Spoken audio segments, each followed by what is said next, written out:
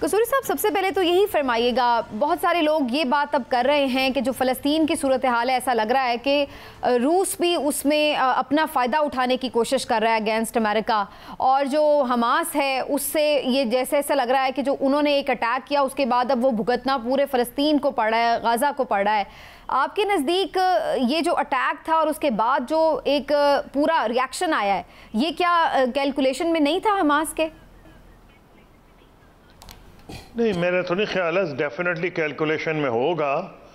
ہوتا یہ ہے کہ اگر آپ لوگوں سے امید چھین لیں، ایک اور کانٹیکس میں 19th سینچری میں لینن نے کہا تھا، مارکس نے کہا تھا، workers of the world unite, you have nothing to lose but your chains. تو ان کی فلسطینیوں کی حالت ہے نتھنگ ٹو لوز، سوائے وہ ایک بہت بڑے پرزن میں ہے حماس، اور وہ اوپن پرزن ہے، اور ہر طرف سے اسرائیل نے ان کا محاصرہ کیا ہوا ہے، ایک طرف ایجپٹ ہے سائنائی میں۔ تو ان حالات میں سمجھتا ہوں کہ ایک ڈیسپریٹ لوگ جن کو کوئی امید نہیں تھی، جن کو لوگ بھلاتے جا رہے تھے، بلکہ بہت سے مسلمان ممالک نارملائز کر رہے تھے تعلقات، تو ایک بہت سے فیکٹر ہیں، لیکن ایک فیکٹر ڈیفینیٹلی اس میں یہ بھی ہے کہ انہوں نے یہ کہا کہ ہم مرمرا نہیں گئے، ہم فلسطینی ابھی قائم ہیں، نیست و نابود نہیں اسرائیل نے کیا، اور نہ ہم اپنے آپ کو نیست و نابود ہونے دیں گے۔ تو انہوں نے یہ صرف ایک فیکٹر نہیں ہے، ان کے کئی فیکٹرز ہوں گے، لیکن میں یہ کہتا ہوں کہ انہوں نے بالکل اندازہ لگایا ہوگا کہ اس کا کیا کرے گا اسرائیل۔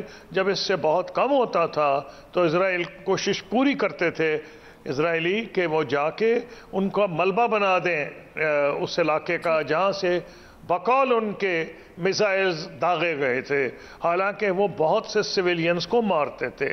ہوا یہ ہے کہ صرف ابھی یہ حماس کا تو اب معاملہ ہے، دنیا کیوں چپ تھی جب ویسٹ بینک یعنی مغربی کنارے پہ ان کی زندگی بالکل تنگ کر دی گئی تھی، اور اس میں اسرائیل جو اپنی سیٹلمنٹس پھیلا رہا تھا جو تمام اکارڈز کے خلاف ہے، اور آخری جو اوسلو اکارڈز کی جو سپرٹ ہے، اور جو بلکہ میں یہاں تک کہوں گا جتنے بھی اگریمنٹس ہوئے ہیں عربوں کے اور اسرائیل کے یا امریکہ کے اور عربوں کے، اس میں یہ بات بالکل واضح تھی، کیمپ ڈیوڈ ہو یا اس کے بعد اوسلو اکارڈ ہو، کہ ایک ریاست بنے گی جس کا بیت المقدس دارالخلافہ ہوگا، ایک آزاد خود مختار فلسطینی ریاست ہوگی۔ یہ آہستہ آہستہ اسرائیل نے اور پچھلے کم سے کم 10 سال بلکہ 20 سال، لیکن 10 سال میں تو اتنی بے دردی سے اپنے تمام جو اس نے وعدے کیے تھے ان کو اس نے بالکل میں تو کہوں گا پھٹکار دیا ہے، پرواہ نہیں کی بین الاقوامی برادری کی، اور بین الاقوامی برادری ایکولی ریسپانسبل ہے کہ جب اسرائیل یہ کر رہا تھا تو بالکل چپ تھے، جیسے ان کو سناٹا چاہ گیا۔ ابھی کچھ دن آپ نے بیک گراؤنڈ تو بہت اچھا ایکسپلین کیا قصوری صاحب، لیکن اب سچویشن اس وقت یہ ہے کہ اس طرح سے اسلامی ممالک کی کوئی کمک بھی ان تک نہیں ایسا لگ رہا ہے پہنچ رہی ہے۔ ایران کی ضرور بات ہو رہی ہے، لیکن ایران کو تو خود دھمکیاں دی جا رہی ہیں امریکہ کی جانب سے، اسرائیل کی جانب سے۔ آپ کے خیال سے ایران کا کیا کردار ہے؟ حماس کی کتنی سپورٹ کی ہے ایران نے؟ نہیں، ایران تو بات کی بات ہے، ابھی تو لبنان ہے جہاں ایک کنفیشنل یعنی مذہب کی بنیاد پر حکومت ہے، اس میں سنی جو ہے وہ پرائم منسٹر ہوتا ہے، شیعہ جو ہوتا ہے وہ اسپیکر ہوتا ہے، اور جو میرونائٹ کرسچن ہے وہ ہوتا ہے وہاں کا صدر، یعنی کہ وہاں کی کنفیشنل حکومت ہے۔ نتیجہ کیا نکلا؟ وہاں کی سب سے بڑی طاقت مرکزی حکومت نہیں ہے، وہاں کی سب سے بڑی طاقت حزب اللہ ہے۔ اور میں نے 2006 میں جب لبنان پہ بامبنگ ہو رہی تھی تو اپنی سپورٹ دکھانے کے لیے پاکستان کی طرف سے میں وزیر خارجہ تھا، میں گیا تھا، مجھے تمام گراؤنڈ ریالٹیز کا علم ہے۔ تو جو حزب اللہ ہے 2006 میں اس نے اسرائیل کے دانت کھٹے کیے تھے، اور اب تو بہت زیادہ مضبوط ہے پہلے کے مقابلے میں. لوگ تو یہ اندازہ لگاتے ہیں کہ ان کے پاس 1.5 لاکھ کے قریب میزائلز ہیں اور جس میں 15-20 ہزار شاید گائیڈڈ میزائلز بھی ہیں اور 1 لاکھ کے قریب ٹرینڈ فائٹرز ہیں جنہوں نے شام میں بھی جنگ میں حصہ لیا ہے. امریکہ کی یہ کوشش ہے سر دست کہ وہ اپنے جو ایئر کرافٹ کیریئرز بھیج رہا ہے اس علاقے میں، وہ وارننگ دے رہا ہے حماس کو، ڈائریکٹلی انڈائریکٹلی ایران کو، کہ بھئی آپ وہاں دخل نہ دیں.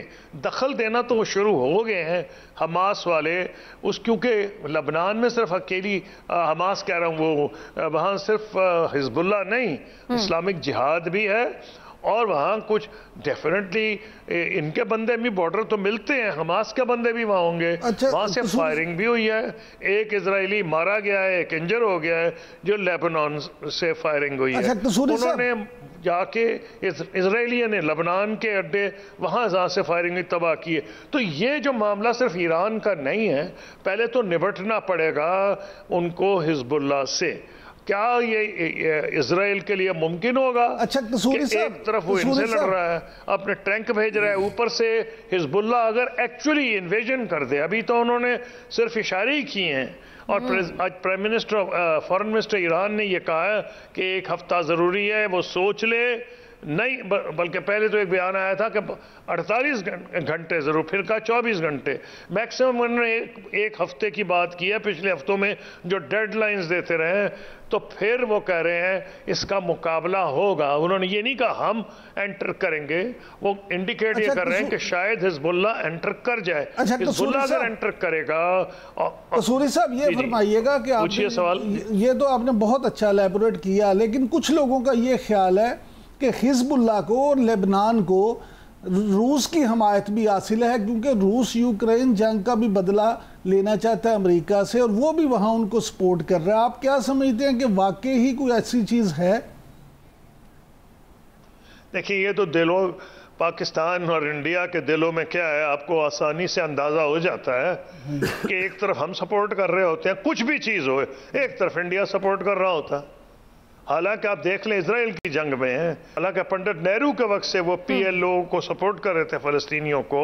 موجودہ حکومت میں انہوں نے اوپنلی پرائم منسٹر مودی نے اعلان کر دیا کہ وہ سپورٹ کر رہے ہیں اسرائیل کو. تو جو روس امریکہ کے تعلقات ہیں، جو چین اور امریکہ کے تعلقات ہیں، دلوں میں جھانکنا مشکل نہیں. یہ ان کی انٹینشن یہی ہوگی کہ امریکہ یہاں پھنسے، امریکہ کو یہاں تکلیف ہو، تاکہ جو یوکرین میں ہم پہ مصیبت آئی ہے وہ کم ہو. اسی طرح چائنا بھی، لیکن چائنا نے کچھ کہا تو نہیں ہے نا. دیکھنے میں تو دونوں کا بڑا ریسپانسبل رویہ ہے، اور وہ یہ ہے کہ وہ کہتے ہیں بھائی آج چائنا نے کہا ہے امریکہ کو کہ آپ اس میں ذمہ داری آپ نے لی ہے، اسرائیل کی آپ کو زیادہ انفلوئنس ہے، آپ یہاں جا کے کچھ کریں. امریکہ جان چھڑانے کو چین کو کہہ رہا ہے کہ آپ اپنا رول ادا کریں. واہ کیا دن ہے! یہ بھی ہم نے دیکھنے تھے کہ امریکہ جو ابھی تک سول سپر پاور ہے وہ کہہ رہا ہے چین کو کہ بھئی آپ اپنا رول ادا کریں. کہ کیا war expansion in the Middle East, جو وہاں پہ سعودی اور جو دوسرے، کیونکہ محمد بن سلمان صاحب کے ان کا بہت ایفرٹ رہا کہ وہ یہ وار جو ایریاز ہیں ان کو انہوں نے سیریا میں بھی اور باقی جگہ پہ بھی، یمن کے ساتھ بھی وہ ایک نیگوسیشنز کی اور وار وہاں پہ روکی. تو جو ایکسپینشن آف وار اگر ہوتی ہے، جس طرح سے آپ کہہ رہے ہیں کہ حزب اللہ اگر انٹر ہوتی ہے، تو اس کے تو بہت بھیانک نتائج ہوں گے پورے ریجن کے لیے. تو دنیا اس سے تو بہت زیادہ افیکٹ ہوگی. آپ کا اس بارے میں کیا خیال ہے؟ جی بالکل ہوگی. اسی لیے جو آپ نے دیکھا کراؤن پرنس محمد بن سلمان، ہوتا کیا ہے کہ ہر جگہ پہ سیکرٹری آف اسٹیٹ بلنکن جاتے ہیں اور بعد میں کہتے ہیں میرے بڑے پروڈکٹیو نیگوشیشن ہو. کوئی ہو یہ پروڈکٹیو؟ تو سعودی عرب کا یہ کہنا بڑا معنی خیز ہے. اور اب جو اب جو OIC کا اجلاس بھی بلایا جا رہا ہے، اگر سعودی عربیہ نے تیاری نہ کی ہوتی تو اس نوعیت کا اجلاس نہ بلایا جاتا.